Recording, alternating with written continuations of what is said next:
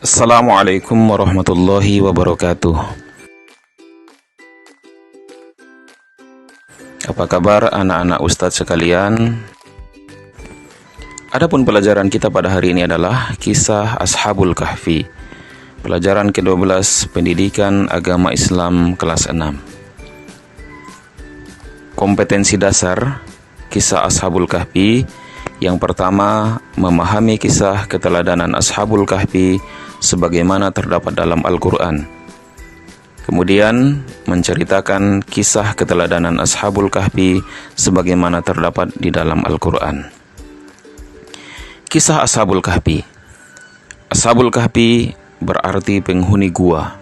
Ashabul Kahfi menceritakan tentang kisah 7 orang pemuda dan seekor anjing yang melarikan diri dari kejaran penguasa mereka yang kejam.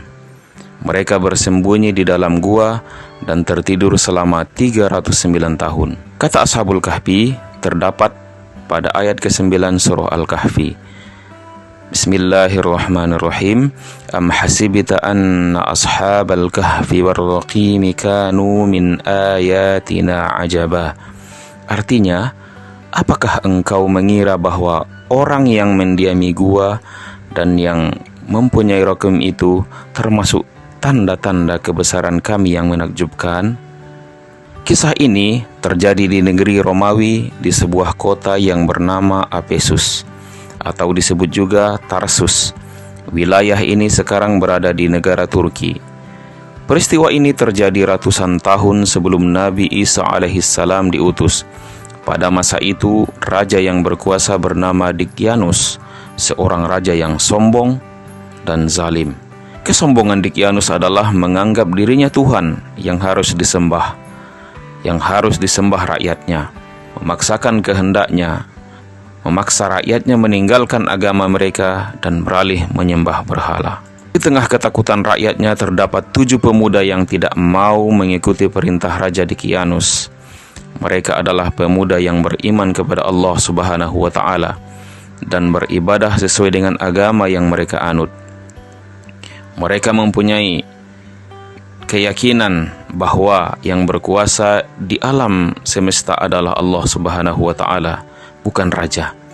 Raja adalah seorang manusia yang tidak mungkin menciptakan alam semesta. Para pemuda itu yakin Allah Subhanahu wa Ta'ala yang menjadi tempat meminta pertolongan. Suatu ketika, raja mendapat laporan bahwa ada beberapa pemuda yang tidak mau tunduk kepadanya. Raja kemudian memerintahkan pengawalnya untuk menghadirkan ke-7 pemuda itu ke istana. Sesampai di istana, raja membujuk mereka untuk meninggalkan keimanannya kepada Allah Subhanahu wa Ta'ala. Raja berjanji akan memberikan harta, kekayaan, dan jabatan yang tinggi jika mereka mau menyembah raja. Raja berjanji akan menghukum mati mereka jika tidak mau mengikuti kemauannya. Untuk menghindari hukuman, mereka kemudian melarikan diri ditemani seekor anjing sebagai penunjuk jalan. Setelah menempuh perjalanan yang jauh, mereka mencari tempat berlindung ke dalam sebuah gua yang terletak di gunung Naikhayus. Mereka masuk ke dalam gua untuk beristirahat dan bersembunyi. Mereka berdoa, "Idz awal fityatu ilal kahfi faqalu rabbana atina min ladunka rahmatan wa hayyi' lana min amrina rasyada."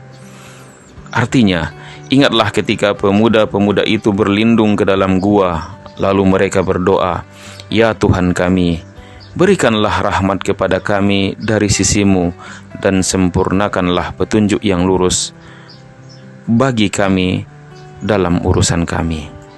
Dalam tidur panjang mereka, Allah memerintahkan malaikat untuk menjaga ke-7 pemuda tersebut selama tidurnya.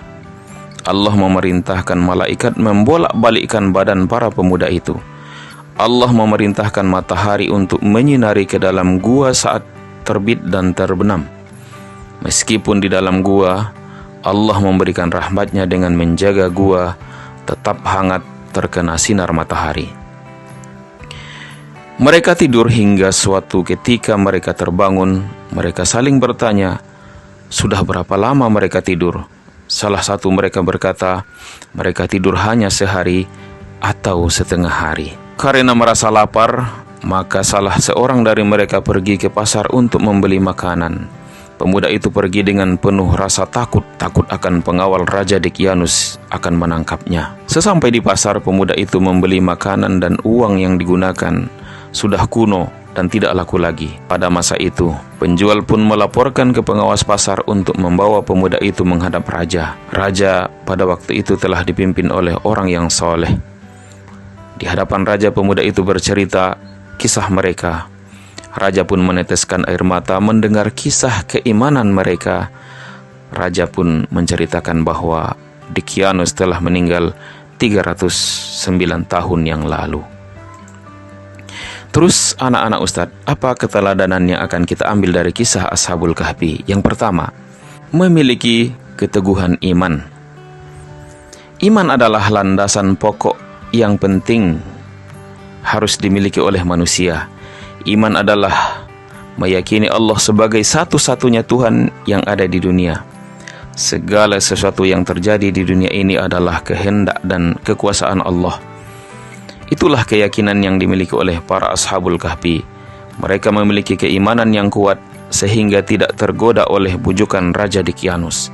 Meskipun ditawari berbagai kemewahan, mereka tidak mau menukar keimanannya. Memiliki keteguhan iman adalah keharusan bagi kita. Jangan sampai tergoda oleh kesenangan sehingga iman kita hilang.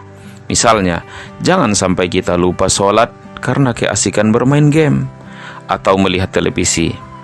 Itu artinya kita menukar iman dengan hiburan. Kita boleh bermain game atau melihat televisi, tetapi jangan sampai melupakan apalagi meninggalkan sholat. Orang yang memiliki keteguhan iman, hidupnya akan selalu dilindungi oleh Allah Subhanahu wa Ta'ala. Iman yang kuat ibarat benteng bagi dirinya yang akan selalu melindungi dari kejahatan, kemaksiatan, kemungkaran maupun kesesatan. Keteladanan yang kedua adalah berani melawan kesesatan. Kesesatan sesuatu yang menjauhkan kita dari iman. Kesesatan bersumber dari setan yang selalu menggoda manusia agar menuruti hawa nafsunya. Orang yang tersesat berarti berteman dengan setan. Orang yang berteman dengan setan, ia tidak memiliki iman. Oleh karena itu, kesesatan harus dilawan. Sikap itulah yang ditunjukkan oleh para Ashabul Kahfi. Ketika Raja Dicyanus mengaku dirinya sebagai Tuhan, Raja mendapat bisikan setan agar terjatuh dalam kesesatan. Oleh karena itu, para Ashabul Kahfi melawan kesesatan itu, yaitu dengan tidak mau tunduk menyembah Raja. Meskipun ditawari harta dan jabatan, mereka tidak tergiur. Mereka berani melawan kehendak Raja yang salah, meskipun mereka terancam dengan hukuman mati. Kerjaan setan adalah menggoda manusia agar berbuat sesat. Contoh kesesatan itu adalah melakukan pelanggaran tata tertib, melakukan kecurangan saat ujian, berbohong kepada orang tua dan guru. Semua itu adalah perbuatan salah yang harus kita lawan. Orang yang berani adalah orang yang taat pada tata tertib, baik di sekolah maupun di rumah. Pemberani adalah mereka yang tidak mau berbuat curang, selalu jujur kepada orang tua dan guru. Orang-orang yang berani melawan kesesatan akan dilindungi oleh Allah Subhanahu wa Ta'ala. Manusia yang beriman pasti akan senantiasa di dalam perlindungan Allah Subhanahu wa Ta'ala. Oleh karena itu, jauhilah kesesatan. Demikianlah pelajaran kita pada hari ini, kisah Ashabul Kahfi. Mudah-mudahan dengan keteladanan yang dapat kita amalkan, yang pertama adalah teguh pendirian kita. Kita memiliki keteguhan keimanan kepada Allah Subhanahu wa Ta'ala. Dan yang kedua adalah berani melawan kesesatan. Wabillahi taufiq wal hidayah. Assalamualaikum warahmatullahi wabarakatuh.